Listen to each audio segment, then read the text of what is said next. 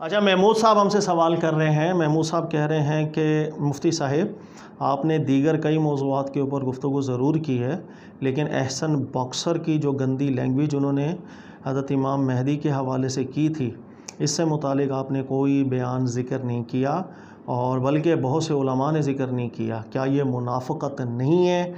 तो मैं बिल्कुल ज़िक्र कर देता हूँ। देखिएगा, आपका ये सवाल जब मेरे पास आया तो उससे पहले फिर मैंने बच्चों को बोला भी था कि मुझे ये सुनाइए क्या चीज़ चल रही है, कौन सी लैंग्वेज इन्होंने यूज़ की है। तो देखें कि बहुत सी ऐसी चीज़ें होती हैं जो हमें पता नहीं होती हैं। ज़ाहिर है, हमें इतना टाइम नहीं होता कि हम ये चीज़ें देखते चले जाएँ कि क्या हो रहा है क्या नहीं हो रहा। एक ज़िंदगी है, उसमें मसरूफ़ियत भी है।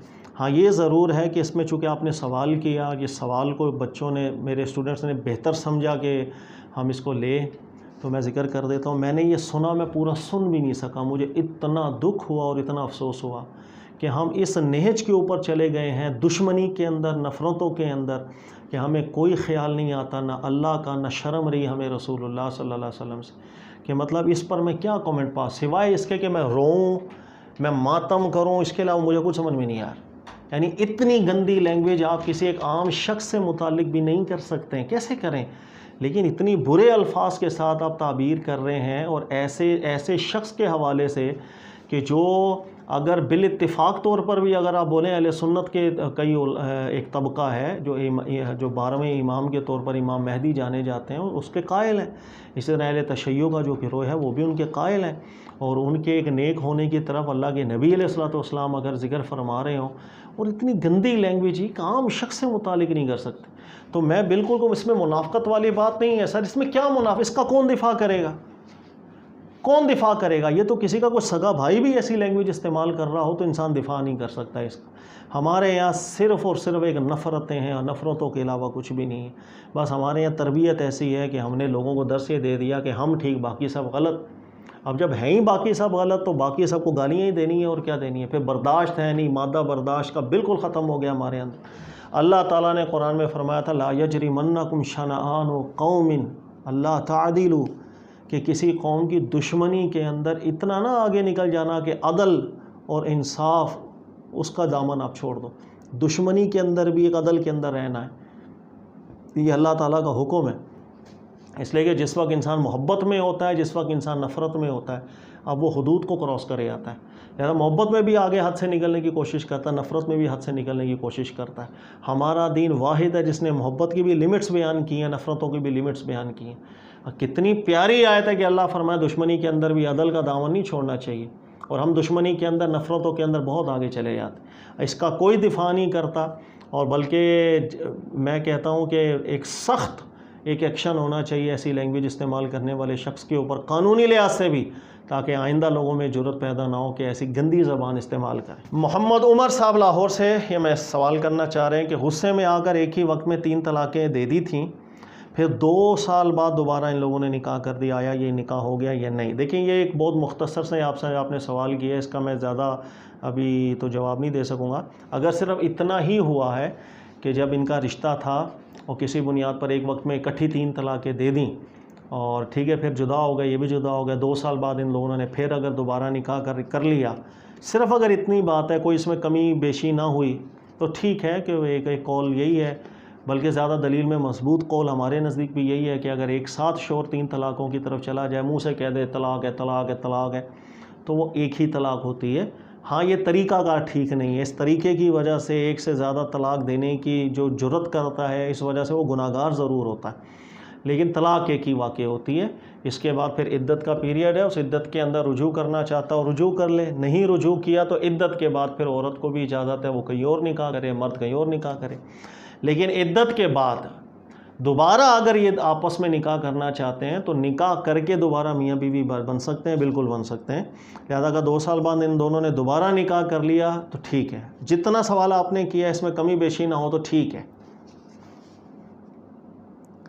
अच्छा, मोहम्मद साहिब हैं, सवाल करें कि मर्दों में सबसे पहले किसने इस्लाम कबूल किया? सर, मर्दों में सबसे पहले किसने इस्लाम कबूल किया? ना अल्लाह ताला ने कुरान पाक में ज़िक्र किया, ना अल्लाह के नबी अलैहिस्सलाम ने कहीं किसी मकाम पर अपनी पूरी ज़िंदगी तैयबा के अंदर ये ज़िक्र किया हो कि सबसे पहले मुसलमान कौन हुआ था। हम लोग कुछ बातों को जानबूझ करके एक टॉपिक बनाते हैं, फिर उस टॉपिक की बुनियाद पर इख्तलाफात करके लड़ाई झगड़े भी करना शुरू कर देते। तो ये चीज़ अगर इसका हमारा दीन से कोई ताल्लुक़ होता ना, तो अल्लाह ताला इसको ज़िक्र करते, अल्लाह के रसूल सल्लल्लाहु अलैहि वसल्लम इसको ज़िक्र करते कि सबसे पहले फ़लाँ ईमान लाए। अब ये तारीख़ी बहसें हो गई हैं, तारीख़ को देखा किसी ने कि नबी पाक अलैहिस्सलाम के वापस जब ये ऐलान नबूवत फरमाया, उसके बाद कौन मुलाकात सबसे पहले किसी की हुई, फिर किसने इस्लाम को, ये फिर तारीख़ी बहसें बन गई। इसमें बहुत से अक़वाल आए। मतलब सबसे पहले आपने मर्दों का सवाल किया, लेकिन मैं ओवरऑल जनरली बात कर देता हूँ, मर्द औरत सब मिला करके, कि जो रिवायतों में आम तौर पे ज़िक्र आता है कि सबसे पहले नबी अलैहिस्सलाम अपने घर तशरीफ़ लाए थे, हज़रत खदीजतुल कुबरा जो आपकी ज़ौजा थी उनसे बात की थी, और आपकी ज़ौजा ने इत्तेफाक किया था और आपकी बातों को सच माना था। तो एक तबका उलमा का इस रिवायतों की तरफ चला गया कि औरतों में सबसे पहले हज़रत खदीजतुल कुबरा थी जो ईमान लेकर आई थी। अच्छा, उसके बाद फिर मर्दों में सबसे पहले ईमान कौन लेकर आया, इसमें तारीख़ी बातें बहुत सी मिल गई। कई उलमा के नज़दीक ज़ैद बिन हारिसा सबसे पहले ईमान लेकर आए थे, रसूलुल्लाह सल्लल्लाहु अलैहि वसल्लम के जो मुँह बोले बेटे थे ज़ैद बिन हारिसा। ऐसी शवाहिदात मिलने लग गए। कईयों को ऐसे शवाहिदात मिलने लग गए कि नहीं, हज़रत अली रज़ियल्लाहु ताला अन्हु सबसे पहले मर्दों में ईमान लेकर आए थे। और कईयों को शवाहिदात मिलने लग गए हज़रत अबू बकर सिद्दीक़ के हवाले से। कई उलमा को शवाहिदात मिलने लग गए वर्क़ा बिन नौफ़ल के हवाले से, इसलिए कि वो रिवायत में ज़िक्र है कि अल्लाह के नबी अलैहि सलाम जब हज़रत खदीजतुल कुबरा के पास रसूलुल्लाह सल्लल्लाहु अलैहि वसल्लम जब तशरीफ़ लाए थे, तो आप उनको वर्क़ा बिन नौफ़ल के पास ले गई थी, और वर्क़ा बिन नौफ़ल ने आपकी तस्दीक की थी, आपकी तो तकज़ीब तो नहीं की थी। लिहाजा ये कई तारीख़ी बहसें बन गई हैं। अब इन तारीख़ी बहसों को कई लोगों ने हल करने की कोशिश की, कईयों ने हल, इसका ईमानियात से कोई ताल्लुक़ नहीं है। याद रखिएगा, अगर ईमानियात से ताल्लुक़ होता, अल्लाह कुरान में ज़िक्र करते कि फ़लाँ शख्स है जो सबसे पहले मोमिन हुए, या रसूलुल्लाह सल्लल्लाहु अलैहि वसल्लम फ़ैसलाकुन बात फरमा जाते कि फ़लाँ शख्स सबसे पहले ईमान लेकर आए। बाकी फिर हमने जब तारीख़ों को देखा तो सब कुछ मिला, किसी ने इसको चुन लिया, किसी ने इसी को चुन लिया, और इन बहसों से फिर हम लोग लड़ाई झगड़ों के माहौल में भी चले जाते, फिर फ़जीलत तलाश करने लग जाते हैं। हालांकि इसमें फ़जीलत की कोई बात नहीं है। जिस तक ये देखना होता है, जिस तक हक़ का पैगाम पहुंचा, उसने डायरेक्टली कबूल किया या पहले इनकार किया फिर जा कर के कबूल किया। जिसको पहली दफ़ा में हक़ का पैगाम मिला और उसने उसी वक्त कबूल किया, वो सब पहले ही इस्लाम लाने वाले हैं। उन सबको हम यही बोलेंगे, वो सब पहले इस्लाम लाने वाले। बहरहाल बहुत शुक्रिया। अच्छा, डॉक्टर फ़याज़ साहब ज़िक्र करते हैं कि वॉशिंग मशीन से कपड़े धोने के तरीका बयान कर दें कि अगर नापाक कपड़े और पाक कपड़े इकट्ठे धोने हों। मैं ज़िक्र कर देता हूँ, आसान सा तरीका इसका ये है कि अगर नापाक कपड़े हों, उस नापाक कपड़ों में जिस जगह पर नापाकी लगी है, सिर्फ उतनी जगह को आप पहले नलके से किसी भी जगह पे आप वॉश कर लें, उसके बाद सारे कपड़ों को एक साथ डालें, वॉशिंग मशीन में धो लें। इतनी सी काम है, सारी टेंशनों से आप बच जाएंगे, वरना इतने शुबहात आना शुरू हो जाएंगे। ज़ाहिर है कि वॉशिंग मशीन का एरिया बहुत छोटा होता है, उसमें पाक नापाक कपड़े दोनों डाल दिए, फिर पानी डाल के फिर आपने जब उसको चक्कर लगाया, फिर जहन में ख्याल आना शुरू हो जाएंगे, या छोटी सी जगह वो नापाकी तो सारे कपड़ों में मिक्स हो गई होगी, क्या करें। फिर अच्छी तरीके से उसको बाद में भी पानी में साफ़ किया गया या नहीं किया, एक वसवसों का मरीज़ हो जाता है इंसान, या पता नहीं पाक हुए या नापाक हुए। हमारे दीन के अंदर याद रखिएगा कि पाकी और नापाकी, किसी भी चीज़ को पाक करना या किसी भी चीज़ को नापाक करने का एक ही उसूल है, बड़ा प्यारा सा। चीज़ नापाक कब होगी, जब कोई नापाकी उस पर लगेगी। भाई मसलन मेरे पास अगर ये टेबल है, इसके ऊपर नापाक चीज़ कोई गिर गई, एक कतरा नापाक चीज़ का गिर गया, मैं बोलूँगा ये एरिया अभी नापाक है इसलिए कि इस पर नजासत है। अब पाक कैसी होगी, बस इस नापाकी को साफ़ कर दूँगा, पाक हो जाएगी। अब साफ़ कैसे करना है, हमारे दीन ने कोई पाबंदी नहीं लगाई है। आप किस चीज़ से साफ़ करें, पानी से साफ़ कर लें, पानी के अलावा कोई लिक्विड है उससे साफ़ कर लें, कोई केमिकल है आपके पास उससे साफ़ कर लें, आप बग़ैर पानी के खुरच के साफ़ कर दें, किसी भी तरीके से बस उस नापाकी को निकाल देना है, आपका पाक हो जाएगा। ठीक है, तो बहुत आसान तरीका हमारे दीन ने बयान किया है किसी भी चीज़ को पाक करने का। इसी तरह कपड़े नापाक हो जाएं, जो नजासत लगी है उसको आप दूर कर दें, पाक हो, किसी भी तरह करें पाक हो जाता है। लेकिन वॉशिंग मशीन के अंदर फिर बहुत से लोग वहमी मरीज़ हो जाते हैं, इसलिए मैंने आसान सा तरीका बयान किया। नापाकी वाली जगह को आप किसी नलके के नीचे से पहले वॉश कर लें, फिर सारे कपड़े एक साथ डाल के धो लें, ताकि ये बिल्कुल शुबहात इंसान के ज़हन से निकल जाए। डबल ड्रीम नाम से हमें सवाल कर रहे हैं कि बीवी के साथ लम्स करना जो कुरान में ज़िक्र है, इससे क्या मुराद। देखिएगा, कुरान में जो ज़िक्र है ना, ला मस्तुमुन निसा, इसके अंदर बाज़ लोग तो कहते हैं ला मस्तुम का मतलब है कि बीवी से जिमा करना, और बाज़ लोग कहते हैं कि लम्स का मतलब है फ़कत छूना। और ये जो दो मतलब हैं, चूँकि लुग़त के अंदर एहतिमाल तो रखते हैं तो इंसान, लेकिन जो उलमा छूना कहते हैं ना, तो इस छूने से हम लोग गलत समझ जाते हैं, और हम ये कहते हैं कि छूने से मतलब है फ़कत ये टच करना, ऐसा जो छूना होता है ये कुरान पाक में मुराद नहीं है। याद रखिएगा, इस आयत मुबारका में लम्स से मुराद छूना और जिमा करना दोनों है।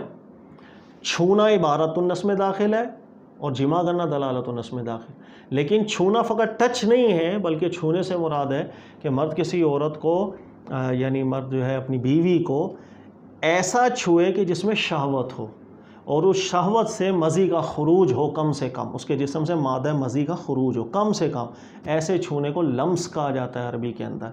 एक होता है मस, मस है वो डायरेक्टली बस ऐसे छू लिया, इसे भी मस कहते हैं, और शहवत के साथ किसी को छुआ उसे भी मस कहते हैं। लेकिन लम्स का जो इतलाक़ किया जाता है निसा के साथ, ये अपना एक ख़ास माना देता है, और वो माना ये है कि मर्द अपनी बीवी को ऐसे छुए जिस छूने के अंदर शहवत हो और वो शहवत खुरूज मज़ी का सबब बने। इसलिए इस इबारतुन नस के अंदर ऐसा छूना दाखिल है जिसे हम कहते हैं शहवत के साथ छूना, जिससे मज़ी का खुरूज हो, वो कम से कम वज़ू टूटेगा। अब जब ये माना इबारतुन नस से मुतय्यन है, तो फिर ऐसा छूना या ऐसा ताल्लुक़ कायम करना कि जिससे मज़ी क्या मनी का भी खुरूज हो जाए, वो बदरजा औला इस आयत में दाखिल होगा जो गुस्ल के वजूब का सबब बनेगा। लिहाजा ये आयत मुबारका वज़ू और गुस्ल दोनों को इहाते में ले लेती है लम्स के लफ्ज़ के साथ, कि शहवत के साथ छूना या शहवत के साथ जिमा करना। तो ये आयत मुबारका में लम्स से यही मुराद, सिर्फ़ छूना बग़ैर शहवत के ये मुराद नहीं है, इससे वज़ू भी नहीं टूटता है। जज़ाकल्लाह।